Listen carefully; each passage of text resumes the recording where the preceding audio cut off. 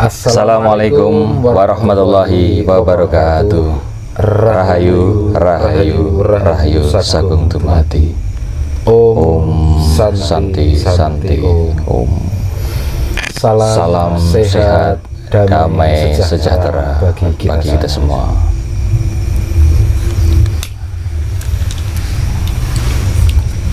Ya, pemirsa, Assalamualaikum warahmatullahi wabarakatuh. Waalaikumsalam warahmatullahi wabarakatuh. Ya, bergabung bersama kami dalam channel Sejuta Umat.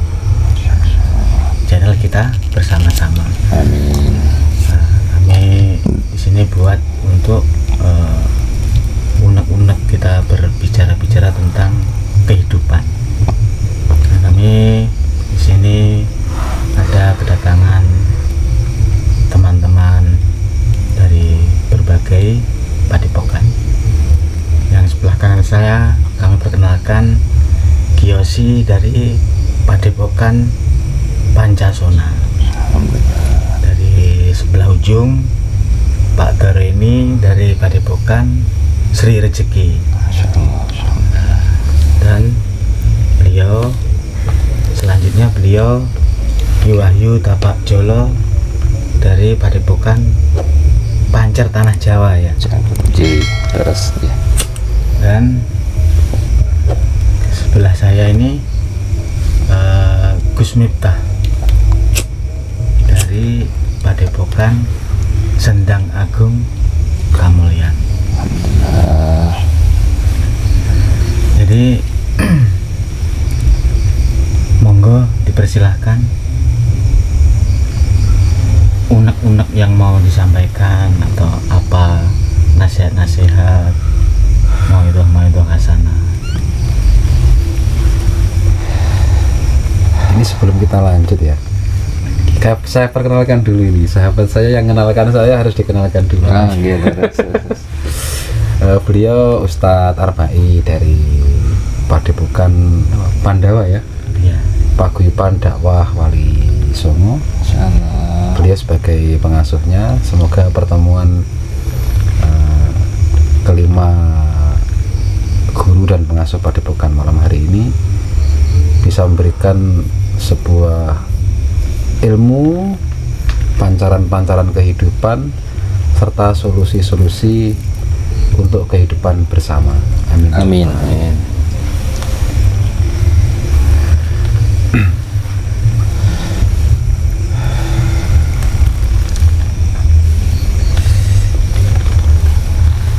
Gimana Ki Wahyu, kalau dimulai dari Ki Wahyu dulu? Untuk ini gimana tentang umat akhir zaman kali ini? Mungkin bisa memberikan sebuah arahan ataupun pencerahan ataupun wawasan untuk umat akhir zaman ini, bagaimana menyikapi kehidupan di zaman-zaman akhir ini. Nggih. Matur suwun. Nggih. Sewu sedaya ingkang rawuh. Kaitannya dengan saat ini kita berada juga berdekatan dengan alam. Seperti pemirsa ketahui, di sini juga ada unsur air. Di sini di depan kita ada sebuah tempat di mana ini berisi air. Nah, di sini juga bertepatan bahwasannya tempat ini yaitu di Padepokan Sendang Agung Kamulyan. Nah, ini juga ada simbolisasi bahwasanya ada unsur airnya di sini. Saat-saat ini yang barusan beredar berita bahwasanya telah terjadi letusan gunung yang berada di laut. Letusan gunung Krakatau barusan saja meletus. Itu informasi yang barusan saya terima tadi.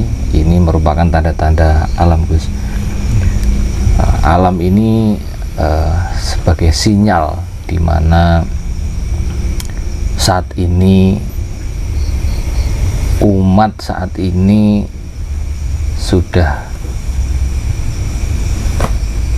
begitu perkembangan zaman saat ini, dari akhlak, dari moral dan perilakunya ini disinyalir alam ini juga memberikan tanggapan, Gus. Tanggapannya berupa letusan gunung berapi, dalam arti memberikan istilahnya alamat lah, istilahnya petunjuk buat manusia pada akhir zaman seperti ini. Lekne tiang Jawa matur niku enggal elingo bali marang wong pangarsanipun ingsun. Dadosipun kembali ingat kepada Yang Maha Kuasa. Disinyalir dari letusan gunung berapi yang dulunya letusan gunung berapi Krakatau itu, yang dulunya anak Krakatau sangat luar biasa, sampai bumi Indonesia, Nusantara hingga dunia itu juga terjadi kegelapan karena awannya sangat luar biasa, sangat menutupi, luar biasa sekali. Nah, kalau dari hemat adanya tanda-tanda alam seperti letusan gunung Merapi ini menandakan bahwasanya umat ini harus dikembalikan pada ranah yang menuju eling kepada Yang Maha Kuasa. Seperti kata-kata bijak leluhur-leluhur kita yang dahulu, tetap eling lan waspada. Ketika saat ini kita disibukkan dengan kepentingan pribadi, golongan, kemudian terus mengejar duniawi, segala yang tercurahkan dengan ambisi-ambisinya untuk meraih sesuatu. Nah, ini mulai mempengaruhi saat-saat ini, Gus. Jadi kelihatannya mulai panas menuju ke tahun 2024. Alam sudah memberikan sinyal. 2 tahun sebelumnya seperti ini sudah memberikan sinyal. Nah, ini perlu kita juga memberikan sebuah wawasan bahwasanya kita harus terus waspada, jangan sampai kita terjerumus, tergeser oleh suatu olahan di mana yang nantinya akan mementingkan suatu pihak atau kepentingan seseorang yang digiring untuk tujuan tertentu. Nah, saat ini alam sudah memberikan sinyal, bagaimana kita bisa istilahnya menanggapi itu dengan bijaksana, Gus. Kalau menurut Gus Miftah sendiri, pripun hal-hal kaitannya dengan tanda-tanda alam, Gus? Memang kalau menurut sudut pandang kacamata saya sendiri, Ustadz, ya, sama Wahyu juga teman-teman yang lain, hari ini banyak dari perilaku-perilaku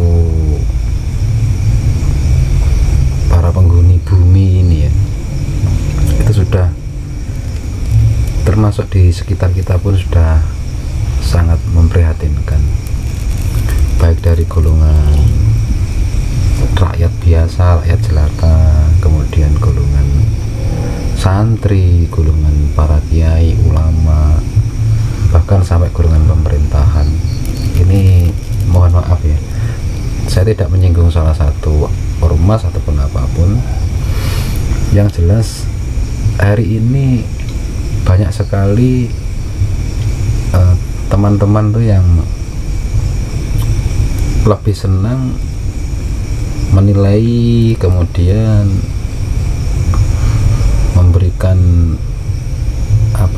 kayak semacam mengeklaim bahwa golongannya yang paling benar. Rata-rata hari ini saya lihat seperti itu, baik dari golongan masyarakat awam, masyarakat golongan santri atau golongan agama-agama yang lain, itu selalu menyalahkan dari golongan-golongan yang lain juga.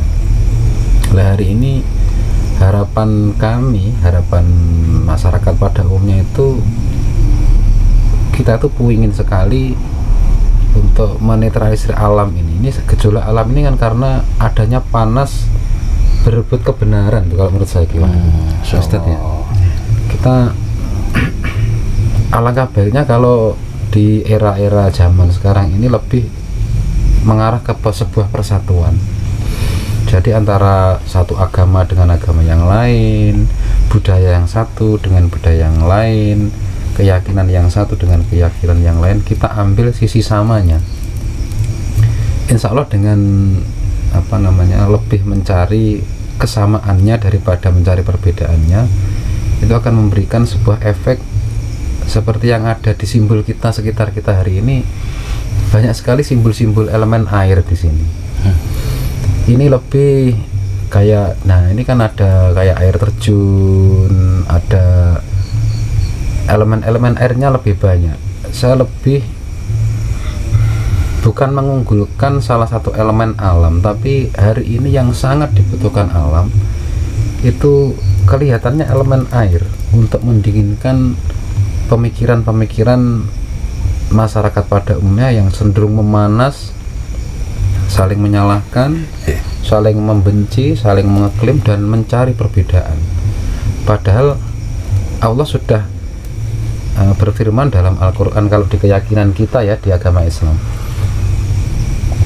bahwa ketika Allah menciptakan bersuku-suku dan berbangsa-bangsa itu untuk lita'arofu, untuk saling mengenal, kemudian saling memberi mencari kesamaannya, untuk ditarik garis lurus, kalau dalam bahasa kita siratal mustaqimnya, untuk menyatukan antar suku-suku dan antar bangsa, antar golongan dan golongan yang lain.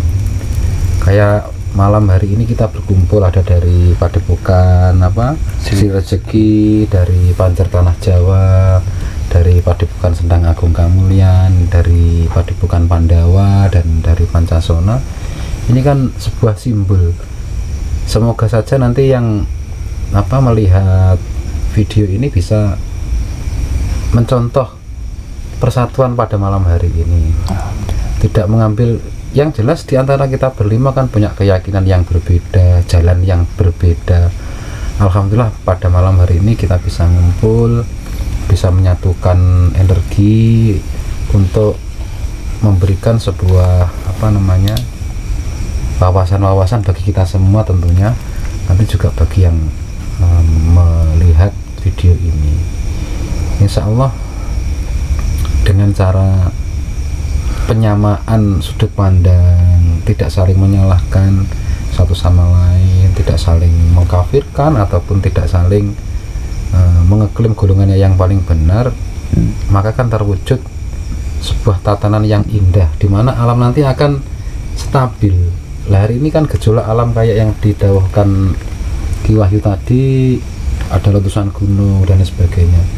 Itu kalau tidak segera dihentikan dengan amal manusia-manusianya yang bagaimana bersatu padu, bagaimana menyelaraskan sudut pandang, itu nanti ya alam akan terus bergejolak.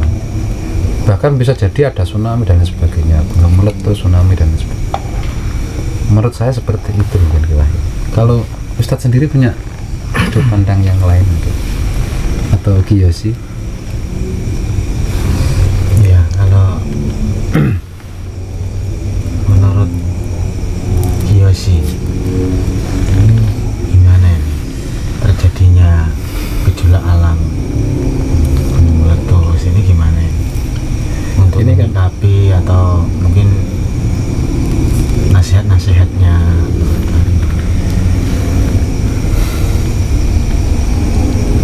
untuk menyikapi meletusnya gunung kan sebagai tanda peringatan ya. Iya, yang jelas ini adanya apa, gejolak alam ini sebuah peringatan bagi kita semua, tidak hanya kepada pemirsa yang ada di semesta, tapi bagi kita semua, bahkan murid-murid kita, santri kita, kemudian wadyabala kita dan jamaah-jamaah kita. Yang jelas mulai malam hari ini mari kita rangkul bersama-sama untuk menyelaraskan sudut pandang.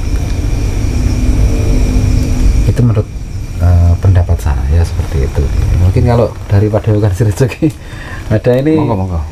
sifatnya kita apa ya, sambil kemarin tuh kayak yang di tema ngopi-ngopi, ngudut-ngudut, tapi di situ ada ilmu, ada apa namanya solusi kehidupan, ada lagi apa namanya yang jelas keberkahannya insya Allah banyak.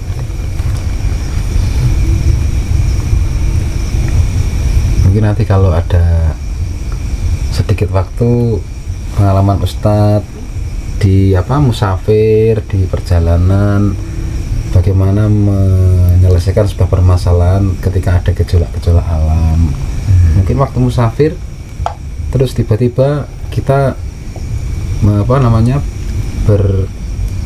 istilahnya berhenti di sebuah tempat, kemudian ada petir atau ada gejolak, itu wah bagaimana menyikapinya, itu mungkin pernah mungkin Ustaz. Iya. Jadi memang pada umumnya di dalam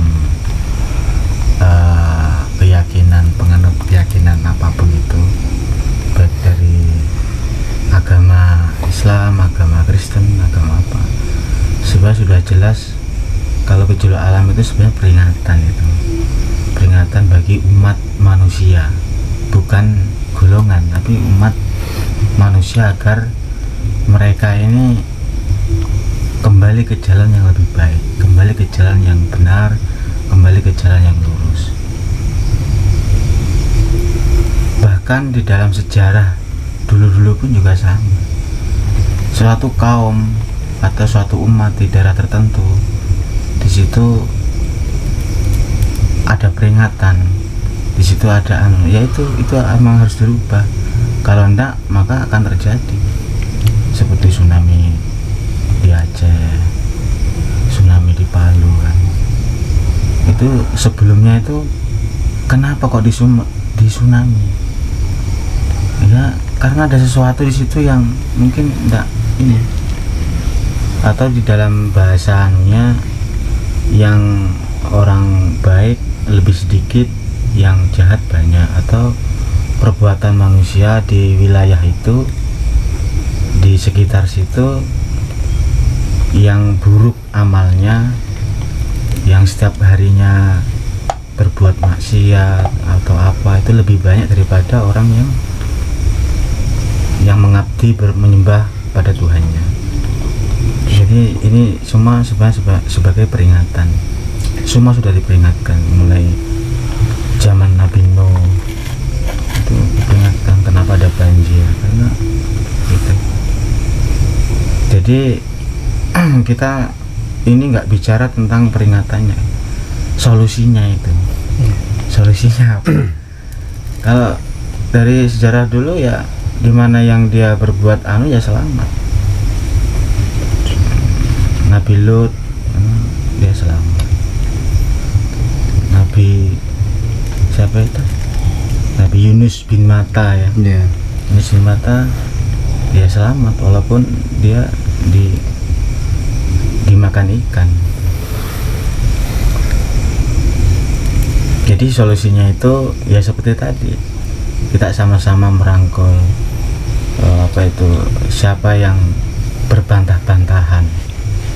Nah, siapa yang berbantah-bantahan berdebat itu jatuh dari pandangan Tuhan Allah, itu jatuh dari pandangan Allah. Ini baru berdebat saja. Ini sekarang ini wah masya Allah, gojlokan sana sini, saling singgung sana sini, permusuhan sana sini. Ini berdebat saja ini sudah jatuh pandang dari Allah. Allah sudah nggak pandang lagi. Maksudnya jatuh dari pandang Allah, Allah sudah nggak pandang lagi. Jadi makanya itu penting itu, dari golongan satu ke golongan yang lain, dari kasta satu dengan kasta yang lain, dari grup satu dengan grup lain, dari padepokan satu dengan padepokan, itu harus saling merangkul, harus saling mendukung. Jangan padepokan ini diadu, padepokan ini diadu ini. Polisi diadu sama tentara diadu sama hansip diadu sama nggak boleh itu. Kita ingat sejarah Nusantara dulu. Kita ini leluhur loh, kita itu jos orang. Patih Gajah Mada itu bagaimana itu bisa menyatukan seluruh Nusantara. Itu nggak pernah saya dengar cerita di zaman Majapahit itu ada bencana, itu nggak pernah saya lihat, nggak pernah saya dengar itu, karena saling bersatu itu. Bhinneka Tunggal Ika kan ada di situ, udah wujud gitu. Wujud bukan di tulisan, bukan di kata-kata, tapi wujud dalam afngal, perbuatan sehari-hari ya. Ini Indonesia ini masya Allah diagungkan sama dunia ini. Indonesia ini kok ada itu Bhinneka Tunggal Ika, itu apa itu? Nggak ada. Kalau di luar negeri mungkin di mana, di Cina mungkin ya Cina toh itu yang kuasa. Ini suku Cina aja, ini banyak suku ini. Indonesia ini. Inilah kelebihan Indonesia itu banyak sekali kebudayaan, kemudian banyak sebuah kepercayaan, aliran-aliran.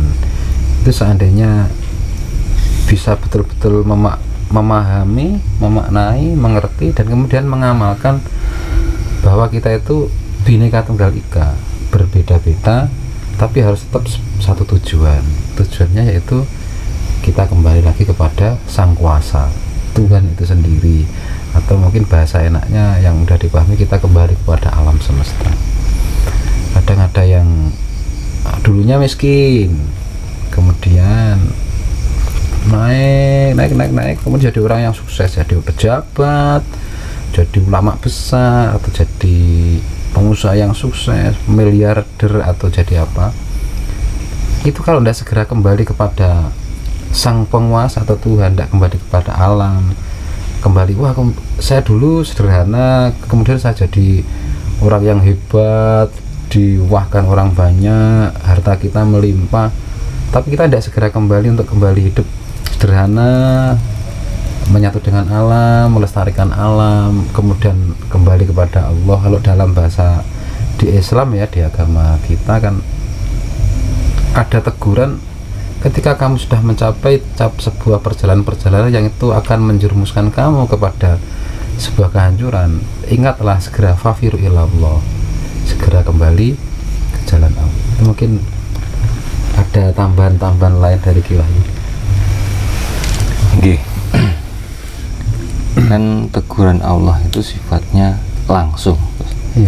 Jadi kalau kita itu kalau tidak menyegerakan untuk bisa berbenah, nah itu bahaya, itu tidak menyegerakan. Jadi kasus-kasus bencana dulu yang terjadi saat-saat ini seperti COVID seperti itu, kalau kita lengah untuk tidak kita memproteksi diri kita secara cepat, tidak segera untuk kita mempersiapkannya dengan betul-betul lah, maka kita akan nanti jatuh ke dalam bencana.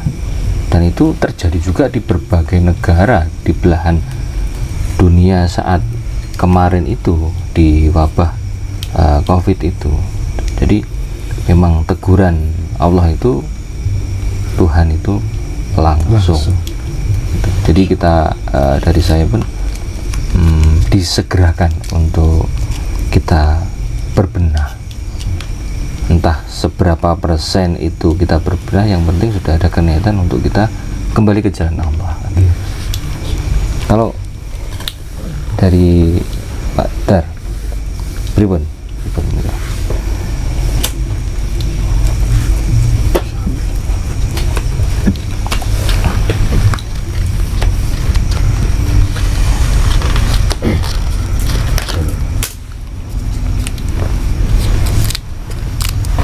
Karena alam juga sudah berbicara pripun pemanggih panjenengan, monggo. Ini nuansa yang free, bebas ini. Iya, bebas. Free ongkir ini, gratis. Artinya tidak ada sebuah keterikatan dalam bahasa. Yang penting dalam bahasa malam ini kita kan sebuah ilmu, wawasan, dan solusi kehidupan bersama. Saya yakin hari ini masyarakat pada umumnya, khususnya di Nusantara ini, sedang, kalau dalam bahasa kita, dalam goncangan, baik dalam perekonomian, kesehatan, ilmu pengetahuan. Sekarang kan kita sudah dijajah oleh yang namanya apa ini, yang namanya media ini. Makanya pada malam hari ini kita kasih sebuah media yang mendidik, media yang beri wawasan, kemudian solusi. Mungkin dari Padepokan Sri Rezeki ya tadi, itu bisa ngasih solusi tentang perekonomian untuk umat. Kan hari ini banyak yang ini rata, saya yakin hampir mayoritas masyarakat dunia ini semenjak adanya COVID-19 kemarin tuh goncang perekonomian itu. Ada yang hutangnya puluhan, ratusan, ribuan, bahkan jutaan, bahkan miliaran banyak. Bahkan ada yang perusahaan kolap, kemudian akhirnya lari ke yang negatif, kayak bagaimana bisa malah menyembah yang bukan Tuhan agar untuk mendapat kekayaan. Mungkin dapat ada solusi dari strategi menghadapi perekonomian malam hari itu siapa tahu jadi solusi untuk umat kan. Monggo. Iya kan Pak ya. Monggo. Ini pengalaman pribadi dari Padepokan Sri Rezeki mungkin. Monggo.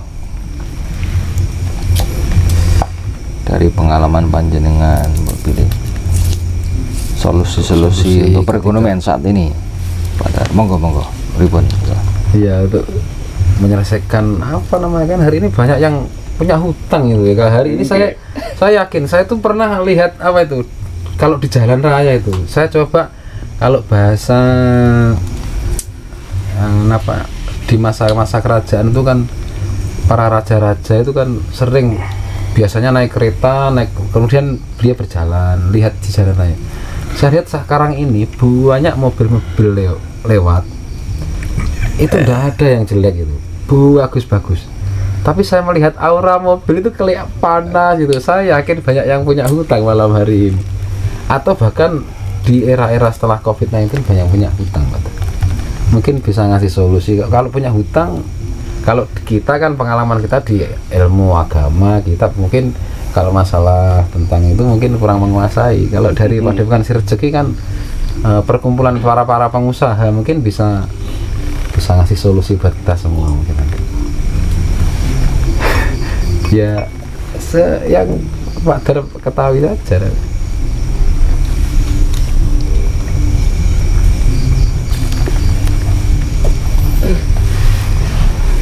Pokoknya utang buatan disaur utang ngoten Pak. Ya, hari ini yang paling banyak ini gini Wahyu, saya melihat rata-rata itu, ini melihat saya di sekitar warga Padepokan juga mungkin di sekitar masyarakat kan hutang. Lah ini ya, untuk nyaur hutang ini ya hutang lagi itu yang penting jangan itu nanti kalau itu udah habis nanti biasanya gali lubang tutup lubang itu kayak lagunya itu gali lubang tutup lubang. Pripun Pak Tar niku pengalaman panjenengan untuk bidang perekonomian saat ini? Kadang-kadang ya hasilnya.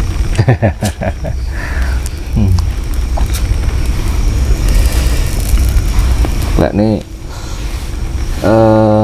Kiyoshi pripun? Pengalaman dari Kiyoshi, dari kan kalau dari paguyuban Pancasila itu kan kalau saya melihat simbolnya kemarin apa itu?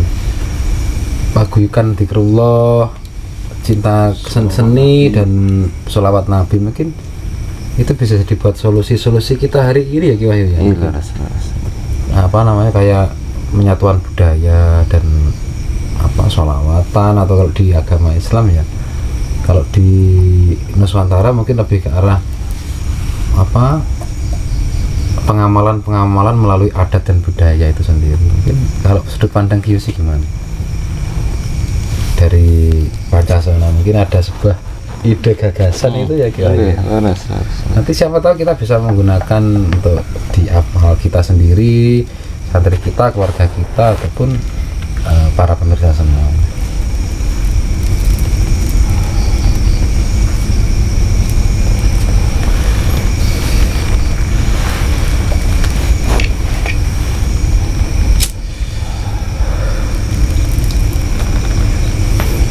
Atau Ustadz punya unek-unek kelihatannya mau menyampaikan sesuatu tadi kok ya gimana gitu, mungkin ada unek-unek yang mau disampaikan untuk menghadapi apa solusi kita hari ini tentang menyikapi apa namanya kehidupan hari ini yang terutamanya masalah perekonomian Ustadz. Hari ini jujur kenapa kita sering mengadakan doa bersama, mengadakan itu kan kemurnian untuk kesejahteraan bersama, bukan tadi seperti yang didawuhkan sama Ki Wahyu. Hari ini banyak yang apa berbondong-bondong untuk kepentingan pribadi gitu Ki Wahyu ya, untuk kepentingan golongan. Hari ini kita coba kita paparkan ke pemirsa dan teman-teman yang ada itu bagaimana menanamkan jiwa kebersamaan, saling bersatu padu dari kita, oleh kita, untuk kita. Mungkin Ustadz bisa beri sebuah gambaran. Ini sebuah pengalaman pribadi, pengalaman kecil saya pribadi ya. Nah ini memang dalam hal perekonomian itu kita mau apa, dalam usaha itu kan kita mau mendapatkan laba ya. Iya. Maksud tujuannya itu supaya kita laba banyak, laba besar gitu kan.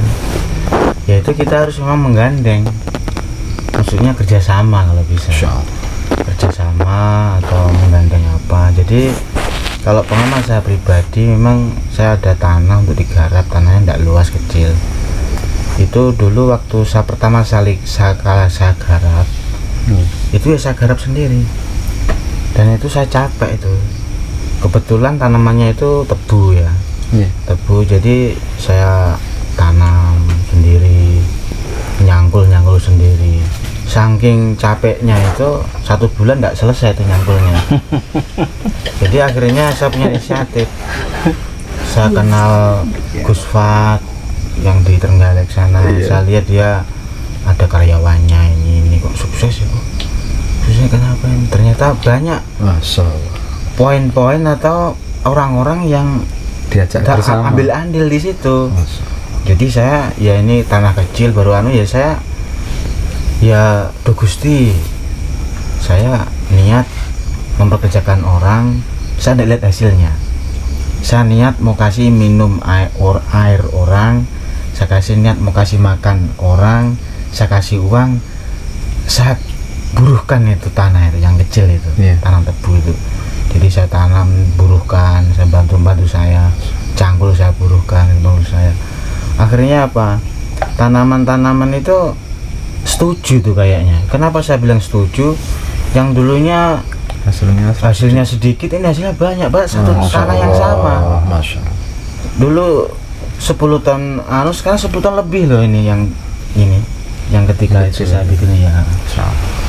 Itu karena ternyata ada andil orang lain yang ikut di situ gitu. Intinya kalau sebuah pekerjaan itu daripada kalau untuk sendiri hasilnya malah lebih sedikit gitu. Iya. Kalau untuk orang banyak lebih. Masya Allah. Mungkin ini bisa jadi sebuah catatan yang besar ya ini untuk kita semua kan. Betapa indahnya sebuah kebersamaan. Kalau kita pakai egoisme, wah ini kalau saya garap sendiri atau saya ini nanti hasilnya lebih banyak. Ternyata Allah berkehendak lain tapi kalau untuk sebuah kebersamaan lebih banyak gitu tadi. Iya. Masya Allah. Contohnya saat ini juga ada kebersamaan. Berbagai padepokan juga berkumpul. Nah ini mengisyaratkan juga bahwa sini kebersamaan ini untuk kemanfaatan juga. Masya Allah. Betul itu gimana?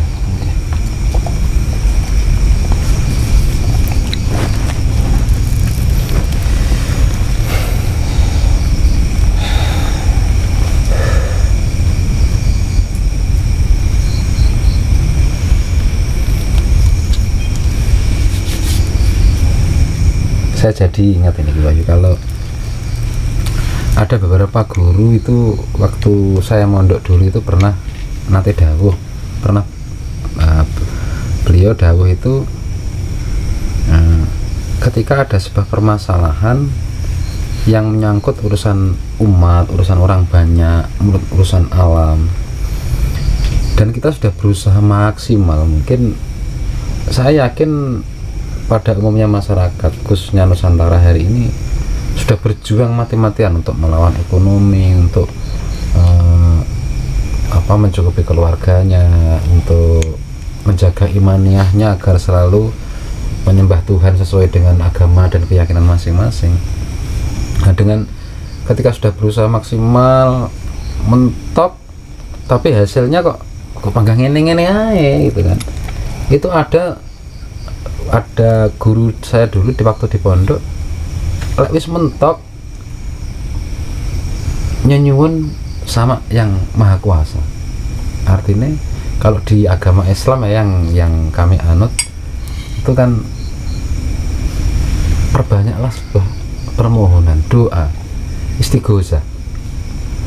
Mungkin untuk menambah manfaat ya bagi para pemirsa dan untuk alam semesta yang hari ini banyak guncangan kayak Gunung Krakatau dan sebagainya, mungkin malam hari ini nanti juga bisa kita mewakili masyarakat umumnya atau untuk istighosah bersama.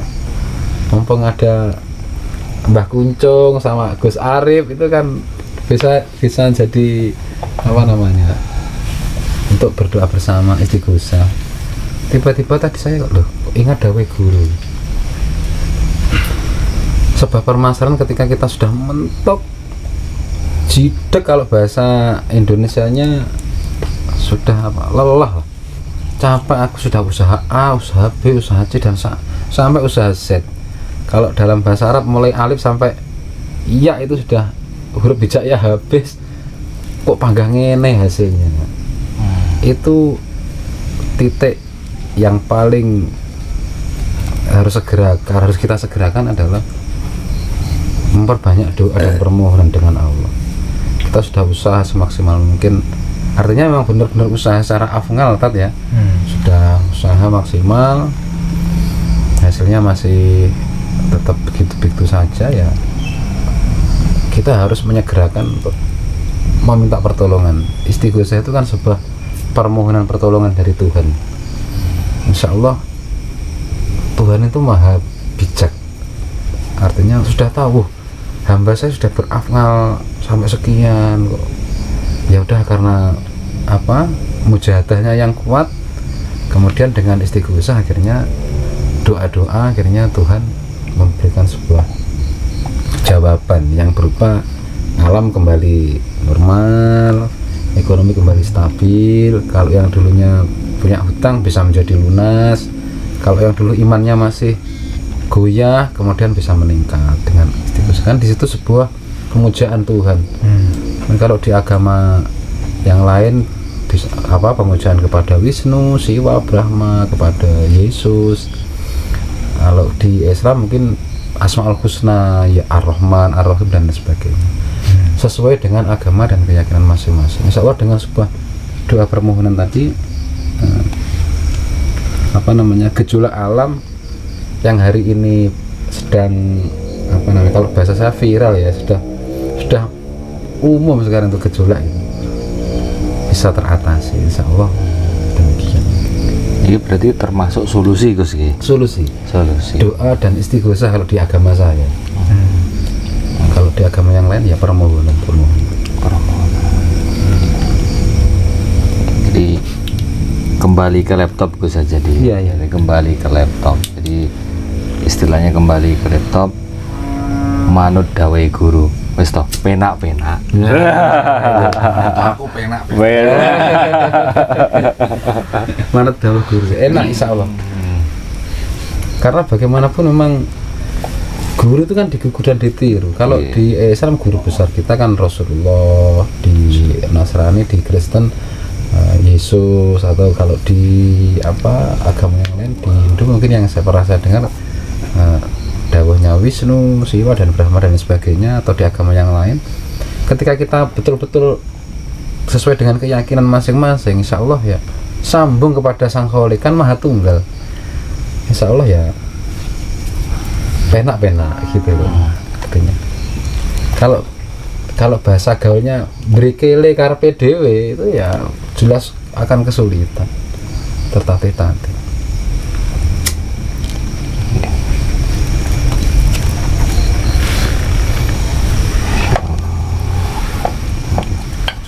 Kalau di Islam tadi ya mungkin apa itu kayak pewarisnya para nabi itu apa namanya?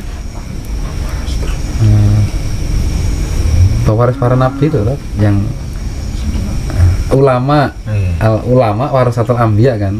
Ulama itu pewaris para nabi. Kalau bagi saya disebutkan dalam Al-Qur'an itu kan Allah inna auliya Allahu la khaufun alaihim walahum yahzanun. Ketika kita ikut para aulia, pewarisnya para nabi, kita tidak akan pernah khawatir menghadapi kehidupan ini. Semua sudah ditahu, kita kan hanya wayang. Jadi ketika kita ikut dawuh-dawuh guru, para ulama, para wali, insya Allah ya solusi kehidupan akan teratasi semua, insya Allah. Amin ya rabbal alamin.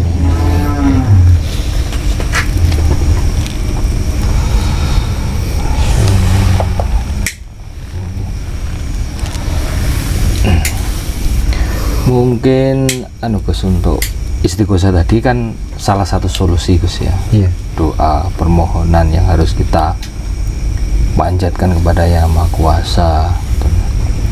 Nah, mungkin nanti mungkin ada ijazah khusus Gus, mungkin bisa memberikan kepada pemirsa untuk langkah konkret solusi untuk perekonomian saat-saat ini.